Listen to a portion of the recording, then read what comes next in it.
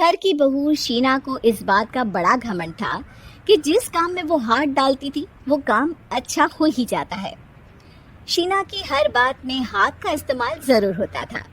एक दिन शीना का पति आकाश उससे कहता है, कल जो वो भिंडी बनाई थी ना तुमने, वाह वाह वाह वाह, मजे आ गए। मैंने अपने हाथों से बनाई थी। मेरे हाथों में वैसे भी जादू है, जिस चीज को छू लेती हूँ सोना बन जाती है। अब ये थोड़ा ज्यादा हो रहा है। मतलब अगर हर चीज को छू के सोना ही बना देती हो तुम, तो हमारे नाम के पीछे भी अंबानी ही लगा देते हम।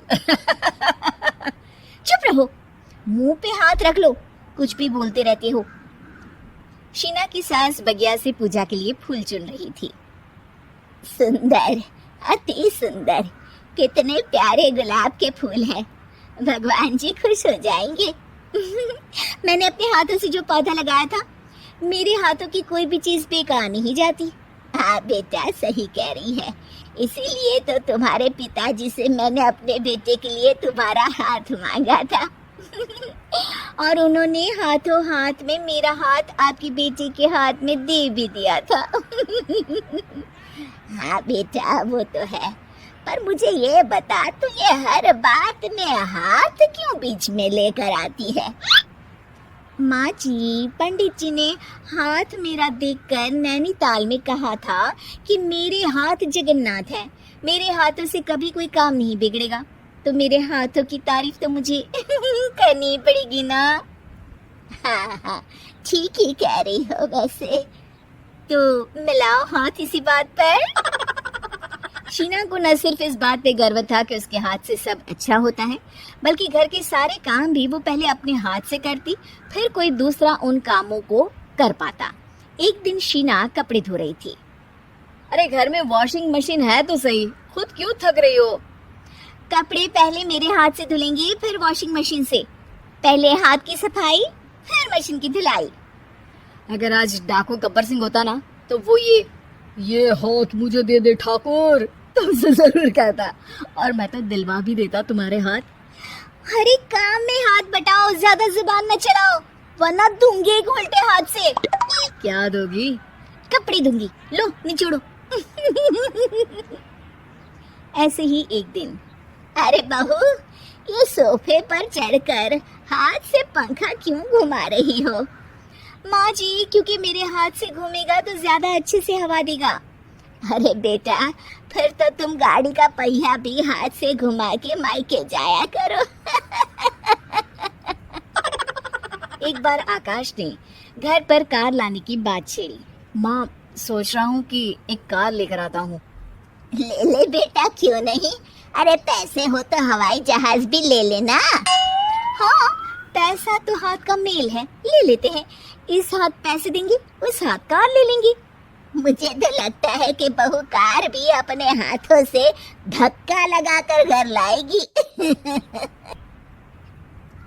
वो तो नहीं करूंगी, लेकिन सबसे पहले स्टीयरिंग पर हाथ मैं ही लगाऊंगी, ताकि गाड़ी का आना शुभ हो।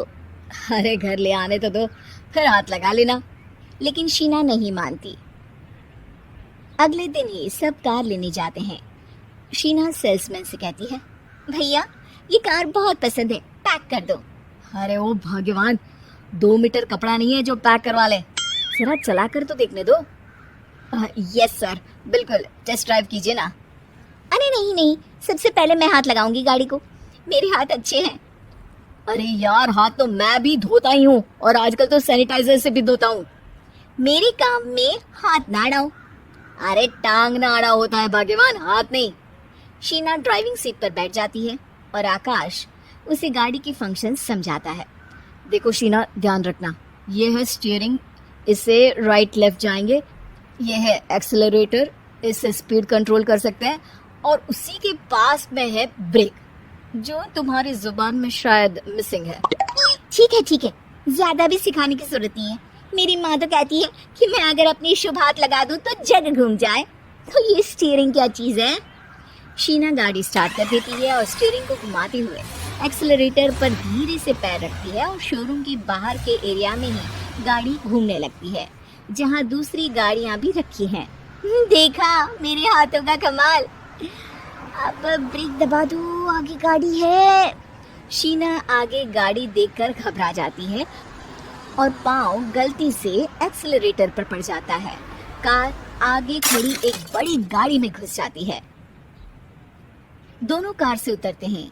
सेल्समैन भागते हुए आता है। अरे 7 लाख की गाड़ी खरीदने आए थे और 15 लाख की गाड़ी ठोक दी। Oh my God.